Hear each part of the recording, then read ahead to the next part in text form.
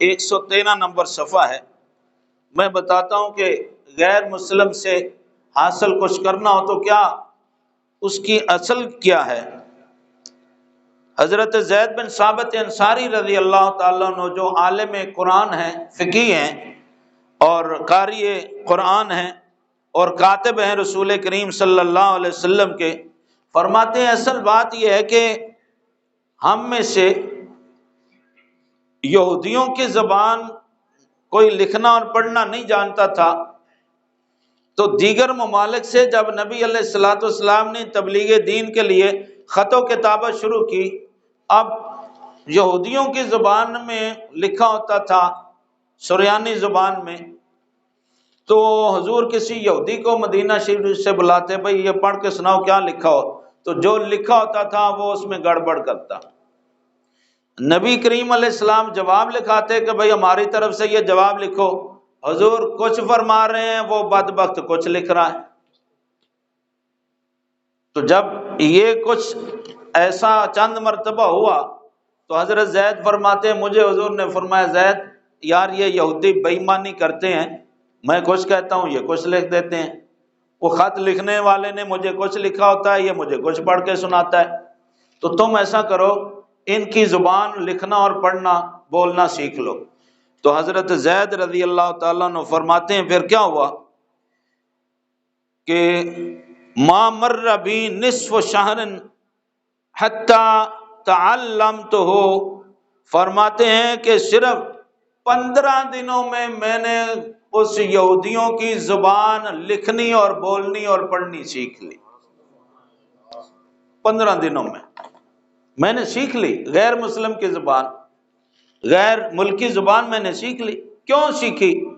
تاکہ دین کی تبلیغ کرنے میں ہمیں آسانی رہے۔ سبحان اللہ، اس لیے سیکھی تاکہ اللہ کے نبی کا پیغام دنیا میں پھیلانے میں ہمیں کسی کی محتاجی نہ ہو، اور کوئی غیر ملکی ہمیں کچھ کہے تو ہمارے لیے کوئی پریشانی نہ ہو کہ اب اس نے کیا کہا ہے، ہم نے کیسے جواب دینا ہے۔ تو حضرت زید فرماتے ہیں کہ میں نے صرف 15 دنوں میں لکھنا پڑھنا بولنا سیکھ لیا تاکہ اسلام کا پیغام عام کرنے میں جس ملک کی زبان بولنی پڑے ہم اس ملک میں بات کر سکیں، اسلام کی ترجمانی کر سکیں۔ مقصد تو یہ تھا غیر ملکی زبان سیکھنے کا۔ اور آج ہماری نوجوان نسل اپنے گھر کا سب کچھ فروخت کر کے چلے جاتے ہیں، اور 4-5 سال کے بعد جب آتے ہیں تو آ کے کیا کہتے ہیں، او بس جی حضرت صاحب بس کلمے دی کمی ہے، وہ لوگ کلمہ پڑھ لیں تو بس جی ساڈے نالوں تے 100 گنا چنگے نے، او میں جی اتنے 4 سال رہ کے آیا، او جناب میں اتنے حضرت صاحب جو کچھ ویکھ کے آیا، بس تسی گل نہ کرو، صرف کلمے دی کمی ہے جی، کلمہ پڑھ لیں تو بس انہاں جیسی دنیا چ قوم ہی کوئی نہیں۔ میں پوچھتا ہوں کہ تم نے یہ کہہ کر کہ صرف ان میں کلمے کی کمی ہے، تم نے پوری ملت اسلامیہ کا مذاق اڑایا یا نہیں اڑایا؟ تم نے اپنے ملک کی بدنامی کی ہے یا نہیں کی؟ تم نے اپنی تہذیب و تمدن پر پانی پھیرا ہے یا نہیں پھیرا؟ کیا یہ مقصد تھا تمہارے جا کر پڑھنے کا؟ تعلیم حاصل کرنے کے لیے وہاں گئے تھے یا اپنا دین و ملک بیچنے کے لیے گئے تھے وہاں؟ جب وہاں سے ڈگریاں لے کے آتے ہیں تو بڑے بڑے پھر آ کے دعوے کرتے ہیں اور اسلام کے اوپر بڑے بڑے اعتراض وہ وہیں سے سیکھ کے آتے ہیں، اور پھر اللہ کے نبی علیہ السلام صحابہ کرام پر اور اسلامی قوانین پر پھر ہمارے ہی لوگ منفی تبصرے کرتے ہیں۔ تو کیا پڑھنے کا یہ مقصد تھا کہ تم چلے جاؤ اور وہاں جا کے قرآن شریف کی بدنامی کرو؟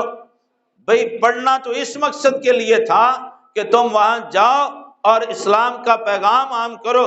رسول کریم صلی اللہ تعالی علیہ وسلم کے صحابہ کرام جدھر جاتے تھے وہ پہلے ایک صحابی جاتا تھا، اور جہاں جاتا اس علاقے کو فتح کر کے وہاں اسلام کا جھنڈا بلند کر کے اس پورے علاقے کو اسلامی ریاست میں شامل کر کے آتا تھا۔ آج ہمارے لوگ جاتے ہیں تو اپنے دین و ایمان کا جنازہ نکال کے آ جاتے ہیں۔